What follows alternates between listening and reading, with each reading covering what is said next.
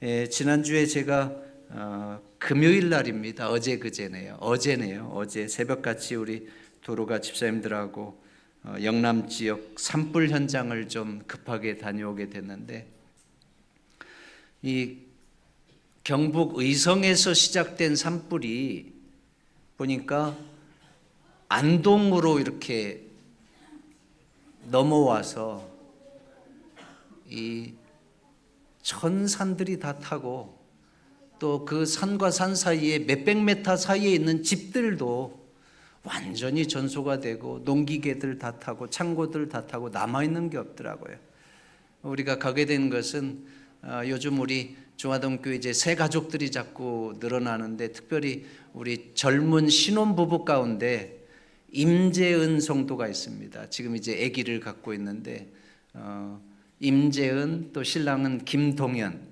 근데 이 임재은 그 성도의 부모님이 여기 안동시 남선면 갈라산길에 사는데, 이번에 보니까 완전히 전소가 됐어요. 집이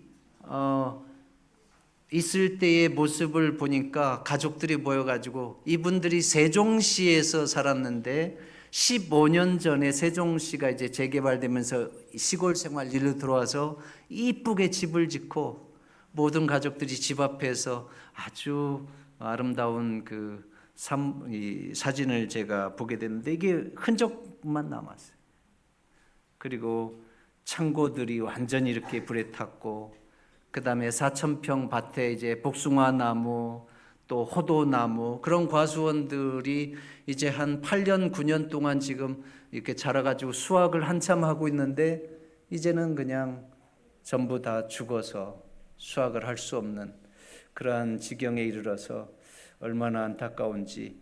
여기 이제 여러분들이 보실 때에 가장 왼쪽에서 두 번째 있는 성도가 임재은 성도입니다. 그리고 그 오른쪽에는 아버지하고 어머니하고. 그래서 우리가 이곳에 급하게 가서, 사실은 여기 산불 현장이 우리 성도의 가정에 이러한 재산에 큰 피해가 있는지 몰랐어요. 그런데 양거성 장로님이 위생병원의 직원 가운데 이제 5명이, 한 1,000명의 직원 가운데 이번에 아마 5명이 이러한 화마의 재난의 아픔에 들어가 있는데, 우리 중화동 교회도 한 명 있다고 하는 소식을 이제 듣게 되었어요. 그래서 임재은 성도가 바로 그러한 성도였고, 그래서 우리가 급하게 이제 금요일 날 새벽에 가서 이제 함께 기도하고 이렇게 돌아왔는데, 참 그래도 다행인 것은 한 사람도 다치지 않고 가족들이 무사한 것에 대해서. 그러면서 이 어머니가 안타까워한 것은, 임재은 성도가 어렸을 때부터 그림을 잘 그리고 그림 그리는 걸 좋아해서 그 시집 갔지만 그 임재은 성도의 방에는 그 많은 그림들이 보물처럼 쟁여져 있었는데, 그게 모두가 다 타버렸어요. 그래서 안타까워하고, 그래서 이곳이 다시 여러 가지로 이렇게 건축되고 또 다시 회복되려고 하면 많은 시간이 필요할 것 같습니다. 우리 성도님들이 임재은 성도 가정을 위해서, 또 특별히 우리 영남 지방의 이 화재로 인해서 크게 재난과 또 아픔 가운데 있는 그러한 우리의 민족들을 위해서 기도해 주시고, 또 여러분들이 내주신 그 도루가 헌금이라든지 또 불우이웃돕금 성금, 이러한 것들이 또 그러한 부분들에 사용된다고 하는 것을 기억하면서 우리 성도님들이 계속해서 기도해 주시고, 또 그러한 부분에 도움을 주실 수 있도록 함께 마음을 합하면 매우 좋겠다 싶습니다. 예, 이제 지난주 제가 말씀드렸던 것 가운데 잠깐 말씀을 좀 되짚어 보면, 교회는 어떠한 곳이라고 그랬어요? 교회는 예수님께서 최고의 관심을 베푸시는 땅 위에 있는 유일한 대상이다. 교회는 이 세상에 있는 많은 존재들 가운데서 예수 그리스도께서 유일하게 최고의 관심과 사랑을 베푸시는 곳이다 말씀드렸습니다. 교회는 비록 연약하고 흠이 있을지라도, 부족함이 있을지라도 예수님께서 최고의 관심과 사랑을 베푸시는 곳이 바로 교회입니다. 그런데 여러분, 교회는 건물이라고 그랬어요? 사람이라고 그랬어요? 교회는 바로 우리가 교회입니다. 내가 교회입니다. 우리가 중화동 교회이고 내가 중화동 교회입니다. 그래서 여러분, 예수님께서 이 땅 위에서 최고의 관심과 사랑을 쏟으시는 교회는 바로 이 건물이 아니고 여러분들이셔요. 여러분들을 얼마나 사랑하시는지 예수님께서는 여러분 개인을 위해서 십자가를 허락해 주셨습니다. 십자가의 그 크신 사랑과 희생으로 여러분들을 구원해 낸 귀한 존재가 바로 여러분들이고, 그렇게 사랑하고 최고의 관심을 쏟으시는 이 교회를 향해서 예수님께서 갖고 계시는 꿈은 뭐라고 그랬어요? 바로 이 교회가 예수님께서 기뻐하시는 교회, 또 이 교회에 속한 성도들이 함께 자랑스러워하는 교회, 성장하는 교회가 되기를 예수님은 소망하신다고 말씀드렸습니다.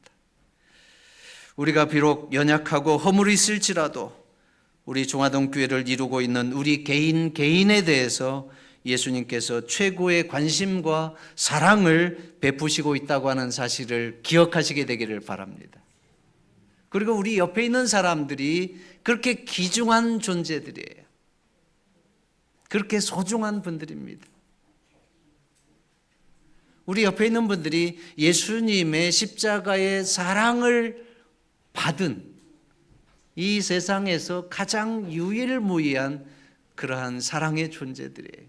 그러니까 우리가 여러분 옆에 있는 사람들 하나하나를 어떻게 대하느냐 하는 것은 바로 지극히 작은 자 하나에게 한 것이 바로 내게 한 것이라고 하는 이 예수님의 말씀이 매우 중요합니다. 자, 여러분, 이제 교회가 성장하려고 하면 어떠한 교회가 되면 성장한다 그랬어요? 예수님께서 이렇게 사랑하는 이 교회가 어떻게 하면 예수님께서 기뻐하시는 교회, 또 우리가 자랑스러워하고 성장하는 교회가 될 수 있다고 말씀드렸죠? 바로 성경 말씀에 교회에 대해서 하나님께서 원하시는 모습에 대해서 말씀한 것이 회복되면 이 교회는 예수님께서 기뻐하시는 교회가 될 것이고, 또 우리가 자랑스러워하는 교회가 될 것이고, 또 성장하는 교회가 될 것입니다. 예수님께서 성경을 통해서, 성경 말씀을 통해서 이 사랑하시는 유일무이한 교회에 대해서 원하시는 부분들에 대해서 말씀하시기 위해서 교회는 무엇과 같다고 비유적으로 말씀하시고 있어요.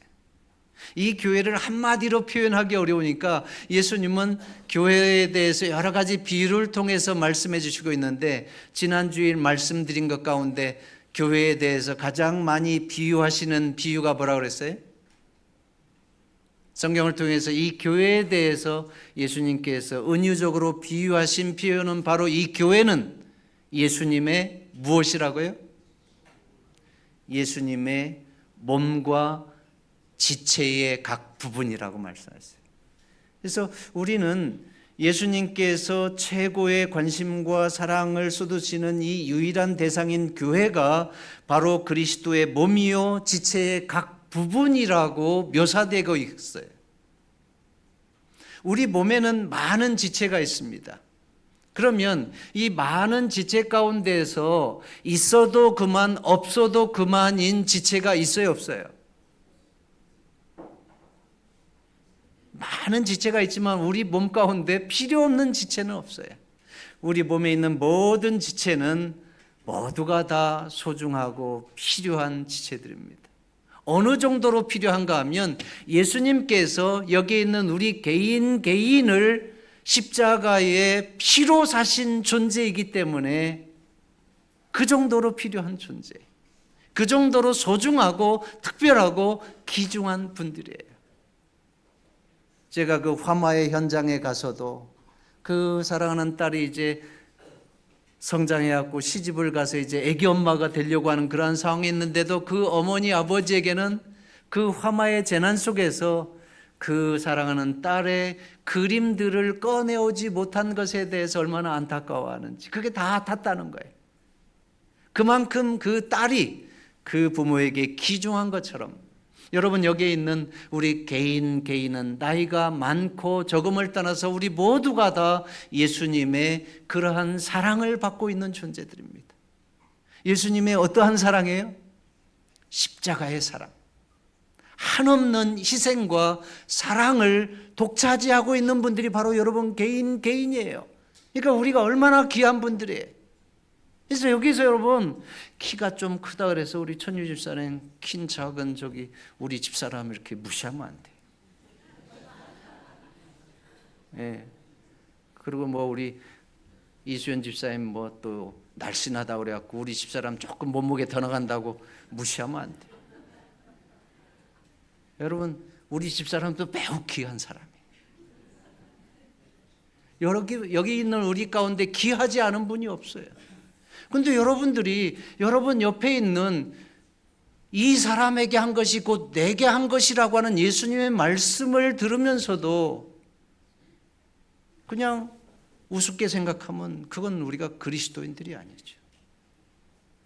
그래서 이 교회를 이루고 있는 우리 구성원 개인은 바로 예수님의 십자가의 피로 사신 매우 귀중한 예수님의 사랑을 독차지하고 있고 예수님이 그렇게 귀하게 여기는 존재들이고 소중하다고 하는 것을 기억하면서 우리가 서로가 옆에 있는 분들을 귀하게 여기고 존중하게 여기고 그렇게 사랑할 때에 이곳은 바로 예수님께서 기뻐하시는 교회가 된다고 하는 사실을 기억하시고 여러분 개인의 마음을 바로 예수 그리스도 앞에서 그렇게 살아가시게 되기를 간절히 바라겠습니다. 그리고 여러분 모든 지체들은 뭐가 있어요? 자신의 역할이 있어요.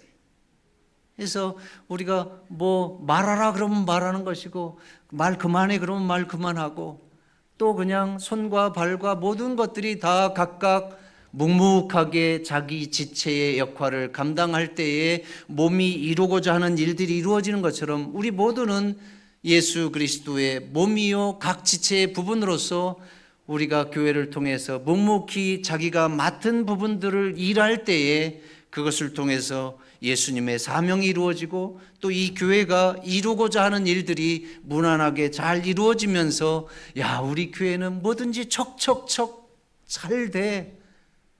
이게 얼마나 감사한 일이에요. 여러분 우리가 어린아이들이 좀 뭐 까불까불하고 또 이렇게 시끄럽기도 하고 장난도 잘 치고 그게 어린아이들의 모습이에요. 근데 어린아이들이 어른 되기를 원하는 것처럼 야 좀 니네 그러면 안 되면서 막 주워받고 그러면 여러분 어른들이 그건 잘못하는 거예요. 어린아이 때에는 어린아이 때와 같아야 그게 정상인 거예요. 근데 어른이 돼가지고 어린아이처럼 그냥 막 책임감 없이 행동하고 그냥 막 행동하고 그러면 그거 어른이 잘못된 거예요. 아직 그만큼 크지 못한 거예요. 그래서 이 교회 안에 수많은 지체들이 각각 맡은 바 그 역할에 따라서 일들을 묵묵히 수행할 때에 얼마나 그게 아름다운 공동체가 되며 또 예수님께서 이 교회를 통해서 하시고자 하는 그런 사명들이 또 사역들이 이루어지면서 이 구성원들이 만족을 누리고 또 행복해 하는지 알 수가 없습니다. 우리 모두가 맡은 바 일에 대해서 나는 왜 혼자 이렇게 많이 맡아? 이러한 불평이 아니라 오히려 척척 그 일들을 감당하심으로 이 공동체가 정말 우리 모두가 기뻐하고 또 예수님께서 자랑스러워하는 그러한 공동체가 되기를 주의 이름으로 축원하겠습니다. 그 다음에 여러분 이 몸과 지체에서 가장 중요한 것은 뭐라고 그랬어요? 몸과 지체에서 가장 중요한 것은 결국은 머리입니다. 몸에 있는 모든 지체들은 결국은 누구의 결정에 따르는 거예요? 누가 하라는 대로 하는 거예요? 머리가 하라는 대로 하는 거예요. 지금 머리가 말하라니까 말하고 머리가 손 좀 움직이라니까 그냥 손 움직이고 머리가 하라고 하는 대로 하는 거예요. 그러면 머리가 하라는 대로 하지 않으면 어떠한 문제가 생기는 거예요? 질병이 걸리는 거예요. 큰 문제가 생기는 거예요. 해야 될 일을 하지 못하게 되는 거예요. 여러분, 이 교회라고 하는 공동체의 머리는 누굽니까? 바로 이 교회의 공동체는 예수님이십니다. 머리가 되시는 예수님께서 결정하시면, 또 머리가 되시는 예수님께서 원하시는 뜻이면 그것을 그대로 그냥 우리 모든 지체들이, 성도들이, 구성원들이 따라가는 것이 바로 이 교회의 가장 중요한 것인데, 제가 두 가지를 말씀드렸어요. 개인적인 차원과 이 교회라고 하는 공동체적인 차원. 개인적인 차원에서 머리가 되시는 예수님의 말씀에 따르기 위해서 가장 중요한 것은 뭐라고 그랬습니까? 개인적 차원. 개인적 차원에서 가장 중요한 것은 우리 개인이 예수님과 가까이 지나면 지날수록, 믿음이 좋으면 좋을수록 예수님께서 원하시는 대로 따라서 생활하게 되어 있습니다. 그것은 무엇입니까? 바로 우리 개인의 경건의 생활입니다. 개인이 평상시에 규칙적으로 말씀을 읽고 또 말씀을 연구하고 말씀을 묵상하면서 예수님과 가까이 지날 때에 우리는 그 예수님의 뜻에 따르는 지체로서 자연스럽게 깊은 믿음 가운데 살게 됩니다. 말씀과 기도 생활을 통해서 또 찬양을 통해서 예수님과 깊은 교제를 할 때에, 또 예수님과 가까워질 때에 우리는 예수님의 뜻을 따르는 것이 자연스러워지고 또 누구보다도 더 믿음의 열심을 가지고 하나님 앞에서 살아가게 되는 것입니다. 개인적으로 경건의 생활이 깨지고 기도의 생활이 깨지고 찬양의 생활이 깨지고 하나님과 규칙적으로 교제하는 그런 데이트의 시간이 깨지면, 하나님과 멀어지면 멀어질수록 하나님의 뜻을 따라서 살아가는 것은 어려워지는 거예요. 그러면 공동체적인, 우리 교회는 이제 공동체잖아요. 이렇게 모여있는 교회, 우리 모여있는 공동체가 머리가 되시는 예수님의 뜻을 따르기 위해서 가장 중요한 것은 뭐라 그랬어요? 이 공동체에서 예수님의 머리의 역할을 하도록 이 대의 행정을 통해서 예수님의 뜻을 대신하는 곳이 어디라고 그랬어요? 바로 직원회라고 그랬어요. 그래서 직원회를 통해서 예수님께서 원하시는 것들을 고민하고 예수님의 뜻을 앞세워서 결의되었을 때에 그것은 우리 모든 지체들이 그냥 아멘하고 묵묵히 순종하여 따라가는 것이 이 교회를 통한 예수님의 뜻을 감당하는 중요한 것이라 했어요.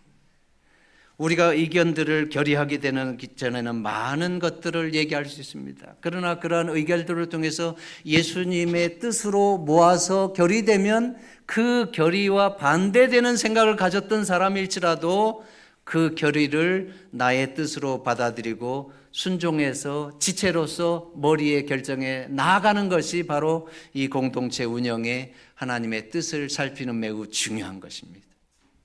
그래서 결정하기 전에 우리가 많이 토의하고 의논하는 것은 중요하지만, 결정하고 나면 바로 직원의 결정이 개인의 결정을 앞서서 예수님의 결정으로 대신하게 된다는 것을 우리가 보면서, 우리 모든 지체들이 이 교회에서, 특별히 직원회에서 이루게 되는 것들이 그만큼 예수님의 뜻을, 머리 대신 예수님의 뜻을 대신하는 그러한 결의기관이라고 하는 것을 기억하면서, 직원들은 본인들의 의무를 다하기 위해서 열심히 기도해야 될 것이고, 또 그러한 직원회를 매우 소중히 여기고 또 이렇게 함께 해야 될 것입니다. 자, 이제 마지막 부분, 교회를 통해서, 이 교회는 예수님의 몸과 지체의 각 부분이라고 했는데, 이것을 통해서 예수님이 결국은 이루어지기를 원하는 것이 뭐라고 그랬습니까? 결국은 예수님을 중심으로 해서 지체 우리 개인이 연합하고 하나가 되어서 이 교회는 바로 하나님의 사랑이 나타나고 또 예수 그리스도를 통한 화목과 행복이 나타나는 거예요. 교회는 그래서 화목한 것이 돼야 돼요. 교회는 그래서 하나님의 사랑이 흘러 넘치는 곳이 돼야 돼. 교회는 그래서 행복한 곳이 돼야 돼. 교회에 가면 사랑하는 사람 만나서 좋고 행복해야 돼요. 근데 교회 가면 그냥 큰 소리 나오고 말다툼하고 막 그렇게 싸우고, 그건 예수님의 지체로서의 전혀 자격이 없는 거예요. 오늘 이 시대에 여전히 우리의 가정이 서로 사랑으로 연합해서 어느 곳보다도 행복한 곳이 되기를 원하는 것처럼, 우리의 가정이 정말 스위트 홈이 되기를 원하는 것처럼, 이 교회는 예수 그리스도를 머리로 해서 하나님의 사랑이 흘러넘치고 우리 구성원 모두가 교회를 통해서 하나님의 은혜와 사랑과 화목이 넘치는 그러한 축복의 장소가 되기를 원하시. 그래서 너희는 예수 그리스도의 몸이요 지체의 각 부분이라. 이러한 부분들을 생각할 때 예수 그리스도의 그 크신 십자가의 사랑을 부여받은 우리가 바로 개인이 그러한 예수님의 사랑을 받고 있다고 하는 것을 기억하면서 서로가 서로를 존대하고 서로가 서로를 아끼고 서로가 서로를 귀중하게 여기는 가운데 바로 이 공동체를 통해서 예수님의 사랑과 은혜와 또 행복이 넘쳐나는, 그래서 예수님께서도 이 중화동 교회를 기뻐하고 또 우리들도 이 교회에 소속된 것에 대해서 자랑스러움을 갖게 되고 많은 사람들이 이 교회를 통해서 예수 그리스도를 만나게 되는 그런 행복한 교회, 또 성장하는 교회가 되기를 주의 이름으로 축원하겠습니다. 이제 여러분, 오늘은 성장하는 교회 두 번째입니다. 우리가 여전히 이 교회가 성장하려고 하면, 나라고 하는 존재가 성장하려고 하면 하나님의 말씀을 통해서 이 교회가 어떠한 곳이 되기를 원하는 그 비유대로 우리가 성장할 때 그 교회는 예수님께서 기뻐하고 또 성장하는 교회가 될 수밖에 없는데, 이 성장하는 교회가 되기 위한 예수님의 교회를 향한 비유 두 번째는 뭐라고요? 그리스도의 신부와 아내. 그리스도의 신부와 아내, 이 교회에 대한 비유를 보면 이 성경에는 우리 모두를 예수님의 신부와 아내라고 은유적으로 표현하고 있습니다. 한번 말씀 볼까요? 우리 고린도후서 11장 2절 다 함께 읽어보겠습니다. 내가 시작. 내가 하나님의 열심으로 너희를 위하여 열심을 내노니 내가 너희를 정결한 처녀로 한 남편인 그리스도께 드리려고 중매함이로다. 하나만 더 보겠습니다. 나는 시작. 나는 너희의 남편임이라. 오늘 말씀을 보면 사도 바울은 교회에 대해서 정결한 처녀로 묘사하고 있습니다. 또 예레미야서는 예수님은 우리 교회의 남편이다 이렇게 표현하고 있습니다. 성경을 보면 이러한 표현들이 많이 있는데, 여러분 요한복음 3장에는 침례 요한이 예수님을 가리켜 신랑이라고 묘사하고 있습니다. 그런가 하면 마태복음 25장이 열처녀의 비유 가운데 보면 열처녀는 하나님의 백성들을 묘사하는 것인데, 하나님의 백성들은 결국 등불을 들고 신랑을 맞이하기 위해서 기다리고 있는, 무엇으로 표현되고 있어요? 정결한 처녀로 묘사하고 있습니다. 신랑을 기다리는 처녀들. 그 다음에 에베소서 5장을 읽어보면 남편과 아내와의 관계를 교회와 그리스도와의 관계로 비유하면서 설명해 나아가고 있습니다. 성경에 나와 있는 교회에 대한 이 비유를 보면 결국은 교회는 그리스도의 신부요 아내라고 말씀하고 있습니다. 자, 그러면 여러분들이 만약에 여러분들의 남편을 선택한다, 또 여러분들의 아내를 선택한다, 그러면 어떠한 사람을 선택할까요?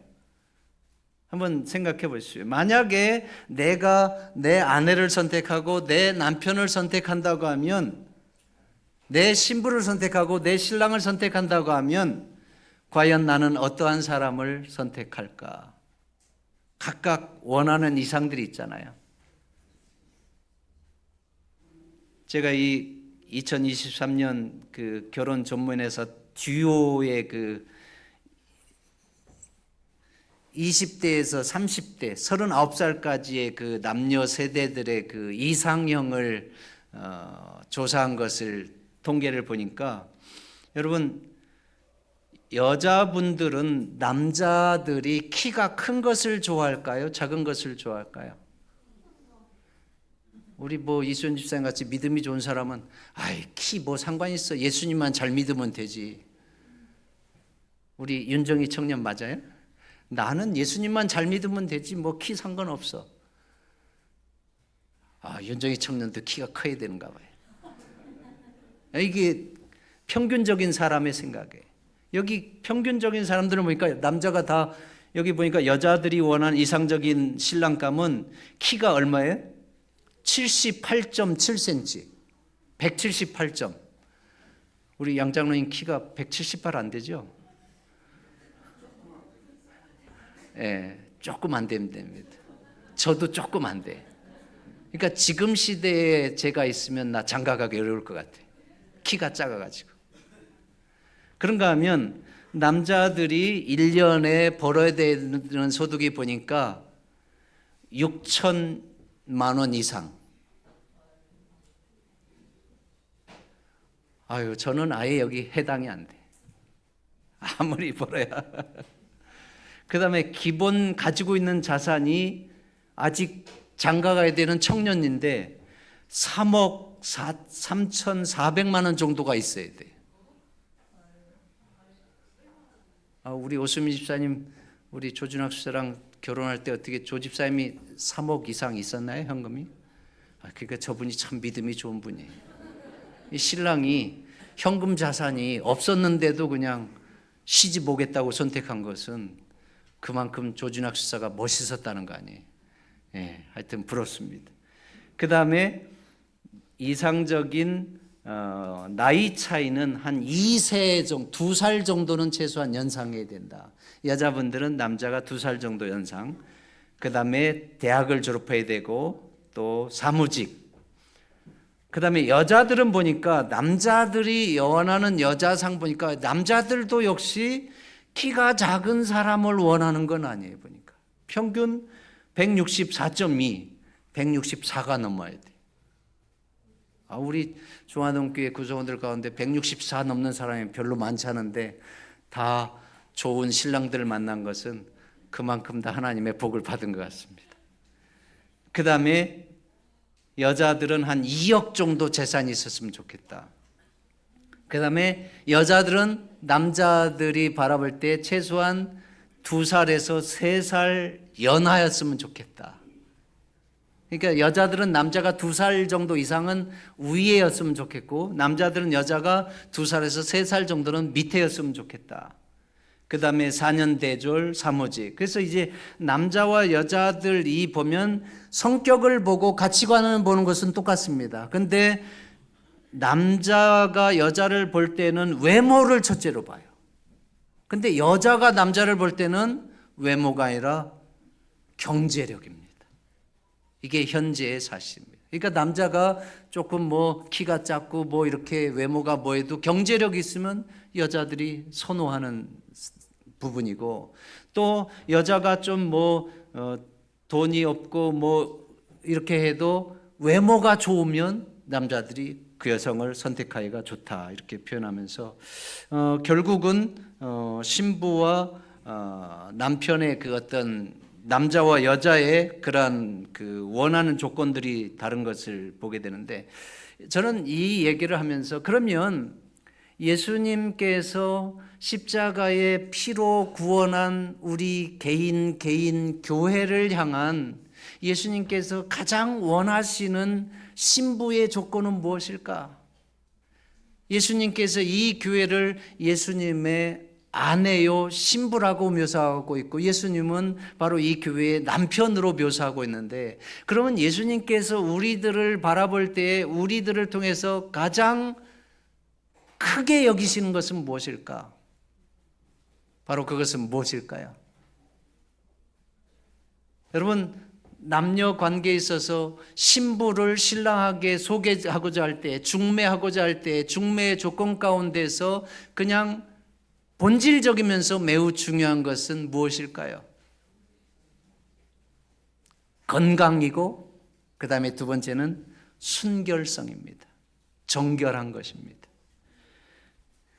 여러분, 여기 고린도후서 오늘 이 말씀을 보면 내가 하나님의 열심으로 너희를 위하여 열심을 내노니 내가 너희를 정결한 처녀로 한 남편인 그리스도께 드리려고 중매함이라.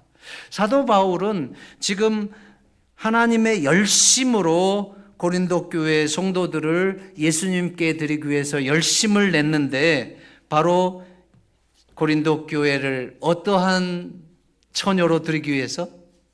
정결한 처녀로 드리기 위해서. 정결하다고 하는 것은 순결한 것을 의미합니다. 신랑과 신부에게 있어서 서로 만나게 될 때에 순결한 것은 기본 조건이고 매우 중요한데 예수님께서 이 그리스도의 교회의 순결을 강조하는 이유는 바로 믿음의 순결성을 의미하는 겁니다. 거룩한 믿음, 믿음의 순결성.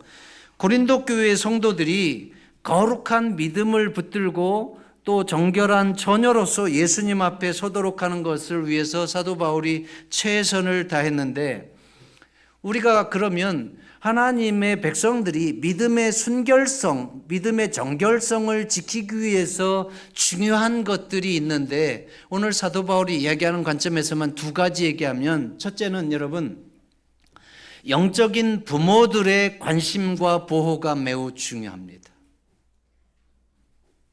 사도 바울이나 고린도 교회의 그 영적인 지도자들이 그 연약한 성도들을 돌보고 지키지 않았다고 하면 고린도 교회는 매우 쉽게 거짓 선생들의 지도에 따라서 또 가르침에 따라서 영적인 순결성을 잃어버리고 거짓 복음, 이단 복음을 그들이 품을 수밖에 없었을 것입니다. 우리가 영적인 지도자들의 노력이 연약한 성도들을 거짓 복음이나 영적인 순결을 지키기 위한 노력에 매우 중요합니다. 우리가 그것을 크게는 그 교회 담임 목사라고 할 수 있지만 오늘 저는 좀 더 집중해서 과연 여러분 이 오늘날 교회 안에서 영적인 부모들이 많이 있는데 교회 안에서 영적인 부모들로 담임 목사와 함께 가장 많은 역할을 하기 위해서 세워놓은 직임이 뭘까요? 장로님들입니다.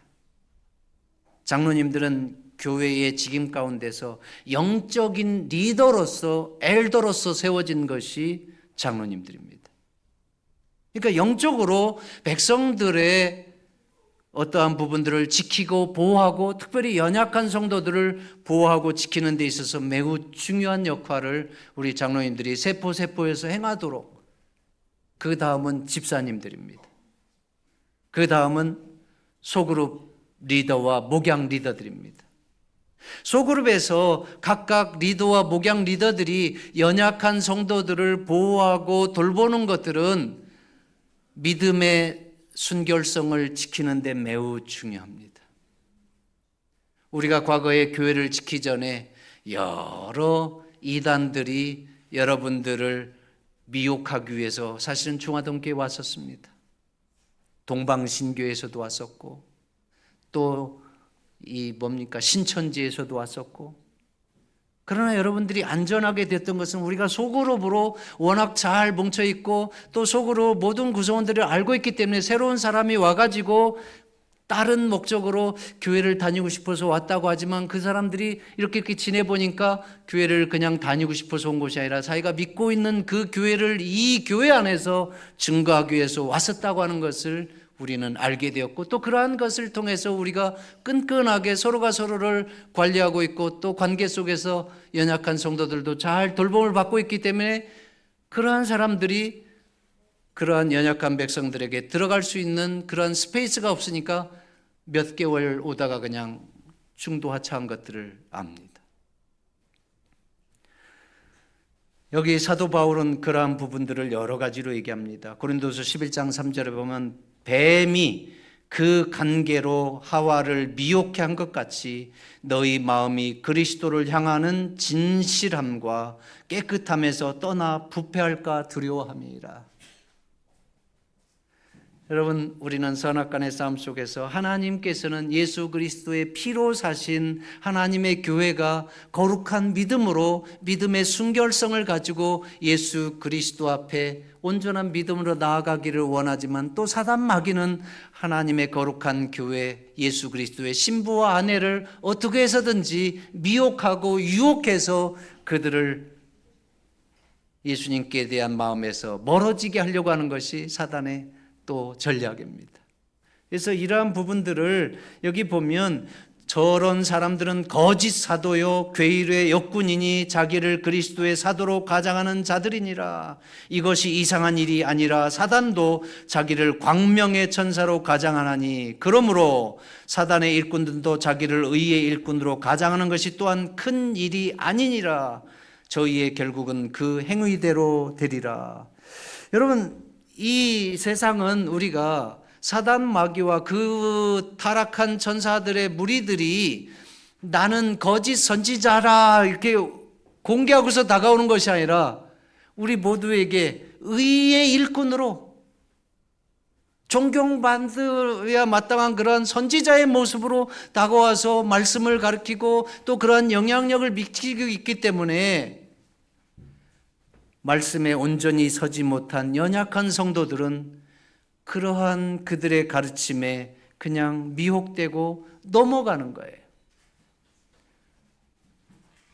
사단 마귀가 하나님의 백성들을 미혹할 때에 가장 중요한 것은 말씀을 어떻게 하는 거예요? 말씀을 그냥 이렇게 왜곡하는 거예요. 아담과 하와를, 특별히 하와가 혼자 있을 때에 사단 마귀가 뱀을 통해서 간교하게 다가와서 미혹할 때도 결국은 무엇을 왜곡했어요? 하나님의 말씀을 왜곡해서 의심을 갖게 하는 거예요. 하나님께서는 분명히 동산에 있는 모든 나무의 실과는 내가 임의로 먹을 수 있으나 동산 중앙에 있는 선악을 알게 하는 나무의 실과만은 먹지 말라. 그것을 먹는 날에는 정령 죽으리라 이렇게 말씀하시잖아요. 그런데 사단 마귀가 하와한테 뭐라 그래요? 야, 하나님께서 진짜로 이 동산에 있는 모든 나무의 실과를 먹지 말라고 말하더냐? 이렇게 얘기하잖아요. 그러니까 하와가 뭐라 그래요? 아니야, 하나님께서 말하기를 동산 중앙에 있는 모든 나무의 실과는 먹지만 선악을 알게 하는 그 나무의 실과만은 만지지도 말고 먹지도 말라. 그것을 먹으면 혹시 죽을까 하노라. 이렇게 또, 그러니까 왜곡해서 얘기하니까 그 확신이 떨어지니까 죽을까 하노라 이렇게 하면서 분명히 하나님은 정령 죽으리라고 말했는데, 그러니까 사단 마귀가 그 틈을 비집고 들어가서 뭐라 그럽니까? 아니야, 이것을 먹는 날에는 내가 하나님과 같이 선악을 알게 하는 일에 밝게 되고, 그런 얘기 들으니까 또 그것이 먹음직하고 보암직하고 또 지혜롭게 할 만큼 탐스러워져 가지고 결국은 먹게 된 거예요. 여러분, 예수님께서 40일 동안 금식 기도하신 이후에 사단 마귀가 예수님을 미혹할 때에도 결국은 말씀을 왜곡해서 예수님을 넘어뜨리기 위해서 시험하는 것을 보게 됩니다. 오늘 이 시대에도 결국은 말씀을 왜곡해서 하나님의 백성들에게 다가오는데, 제가 오늘 시간이 없기 때문에 간단하게 줄이지만, 여러분, 사단 마귀는 오늘 이 시대에 수많은 하나님의 백성들을 넘어뜨리게 하는 데에, 거짓 믿음을 전파하는 데에 성공했습니다. 이 부분, 여러분, 우리가 영적인 재직들이 연약한 믿음의 백성들을 돌보고 또 지키는 것이 매우 중요합니다. 그래서 어떤 일이 있을 때 즉시 그러한 부분에 대해서 위험 신호를 감지하고 장로님들에게 얘기하고 또 목회자에게 얘기하고, 그래서 그러한 부분들이 깊이 증거되지 않도록 서로 이렇게 잘 관리해야 되고요. 그 다음에 개인이 결국은 뭘로 무장해야 돼요? 말씀으로 무장을 해야 돼요. 말씀을 왜곡해서 오늘 이 시대에 하나님의 교회에 많은 사단의 성공적인 작품들이 있는데, 가장 대표적으로 저는 세 가지만 좀 말씀드리면, 안식일에 대한 기별, 또 영혼 불멸에 대한 기별, 거짓 믿음에 대한 왜곡을 통해서 잘못된 믿음을 전하는 데에 사단 마귀는 이미 많은 성공을 했습니다. 여러분, 성경에 너무나도 분명하게, 또 10계명에도 너무나도 분명하게 안식일은 제7일이고 창조의 기념일이고 구속의 기념일로서 일곱째 날 토요일이 하나님을 예배해야 되는 유일무이한 창조의 기념일인 것을 분명하게 못 박아놨음에도 불구하고 오늘날 많은 교회들이 안식일은 일요일이야, 부활의 기념일 일요일이 안식일이지 구약의 안식일은 토요일은 폐지되었어, 이러한 논리에, 거짓 믿음에, 거짓 가르침에, 왜곡된 이 믿음에 속아서 얼마나 많은 사람들이 안식일을 일요일인 줄 알고 또 그것이 참 정서적인 진리인 줄 알고 그렇게 믿고 있어요. 그러나 우리는 그것이 사단의 왜곡과 또 잘못된 믿음이 사단의 작품 속에서 성공했다고 하는 것을 알게 되고, 또 영혼 불멸을 더 심합니다. 영혼 불멸, 사람이 죽으면 그냥 그 생명의 기운이 하나님께로 돌아가는 것 외에 아무것도 없는데, 죽으면 마치 이 육신을 떠난 어떤 영혼이 살아 존재해서 지옥에도 가고 천국에도 가고 연옥에도 가고 또 허공에 둥둥 떠다니면서 마치 우리 앞에 나타나는 그러한 영혼처럼, 그건 여러분 강신술의 기만이죠.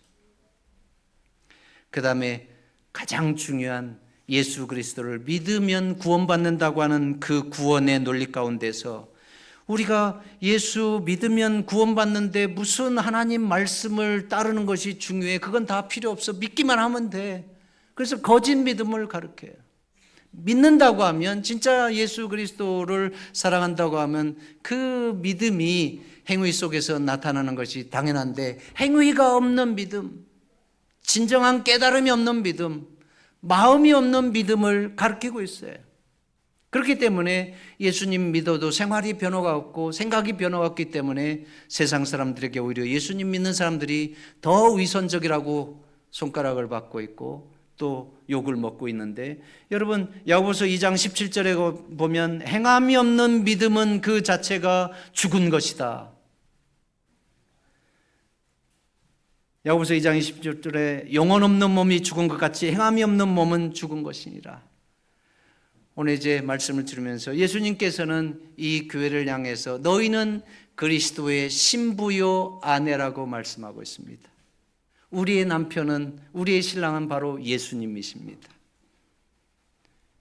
우리 모두에게서 예수 그리스도를 향한 진실된 믿음과 또 말씀을 통한 진실된 믿음들이 회복이 되어서 예수님, 이 사도 바울이 고린도 교인들을 하나님의 순결한 처녀로 또 정결한 처녀로 드리기 위해서 하나님의 열심으로 그들을 사랑하고 이단으로부터 지키기 위해서 노력했던 것처럼, 우리 모두가 개인이 하나님의 말씀으로 부장하고 또 영적으로 어린 사람들을 서로 돌보고 관리하고 기도하고 이렇게 해서 예수님 오실 때에 우리 모두가 하나님의 정결한 순결한 아내와 신부로서 서게 되는 우리 모두가 되기를 주의 이름으로 축원하면서 말씀을 드리겠습니다.